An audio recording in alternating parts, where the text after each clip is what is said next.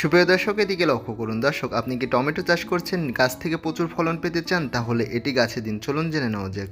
শুরুতে আমাদের একটি পাত্রে কিছু পরিমাণ অর্থাৎ 2 লিটার পরিমাণ ভাতের মাড় নিয়ে নিতে হবে। আর এই ভাতের মাড়ে থাকে প্রচুর পরিমাণে পটাশিয়াম। এবার এর মধ্যে আমাদের আরও 3 থেকে 4 লিটার পরিমাণ পানি অ্যাড করে নিতে হবে। এবার এর মধ্যে আমাদের আরও 500 গ্রাম পরিমাণ সরিষার খোল দিয়ে দিতে হবে। আর এই সরিষার খোলে থাকে প্রচুর পরিমাণে নাইট্রোজেন, যা গাছের বৃদ্ধিতে এবং গাছের সালোক সংশ্লেষণে সহায়তা করে থাকে। এবার এটিকে ভালোভাবে গুলিয়ে নিতে হবে। গুলানো হয়ে গেলে এবার এর মধ্যে আমাদের 1 চামচ পরিমাণ হলুদের গুঁড়া দিয়ে দিতে হবে। আর এটি মূলত অ্যান্টিফাঙ্গাল গুণাবলী সম্পূর্ণ।